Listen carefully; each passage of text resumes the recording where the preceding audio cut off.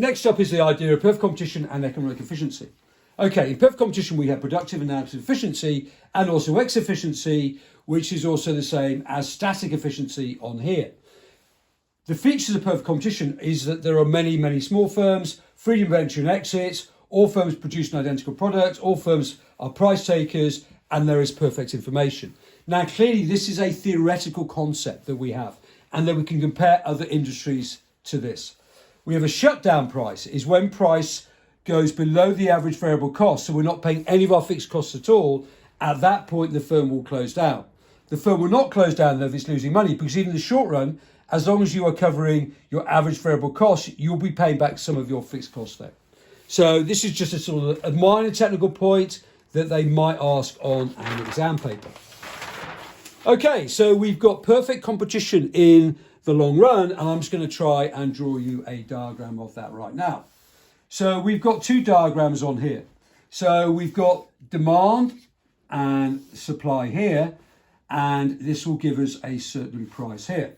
Okay, so we have price here and quantity here. Then over here, we're going to move over to the perfect competition diagram. So I've probably moved it a little bit too far over there, but in perfect competition, we've also got price and quantity here. Now in perfect competition, if you can remember, right, because we can sell as many goods as we like at a certain price, that D is equal to AR, which is equal to MR here. Now, if it's the case that the average total cost line is below this point, right, then we always want to produce at the point MC equals MR.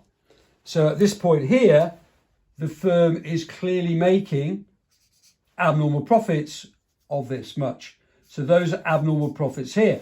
Now what that will do, because of freedom of entry and exit, more firms will move into the market. Now to draw that diagram, what we then want to do is we then draw a line here. So we draw it so we're now making normal profits. And then we can draw it over here and we just draw a line up over here. Okay, so what happens then is more firms are attracted into the industry, so the supply curve moves to the right, and that will mean that the price will fall from P to P dash, and over here the price will fall from P to P dash. Now the firm is only making normal profits, which means that because of the freedom of free entry and exit, because the signal is that the firm is making profit, so therefore there's perfect information in the industry, therefore more firms will enter the industry, therefore the price will fall, and therefore each firm will be faced with a new demand curve. And the firm will eventually make normal profit, which is basically the idea that all firms in competition will eventually end up in a situation where you are productively, but with ATC curve, and additively efficient, prices equals marginal cost. Okay?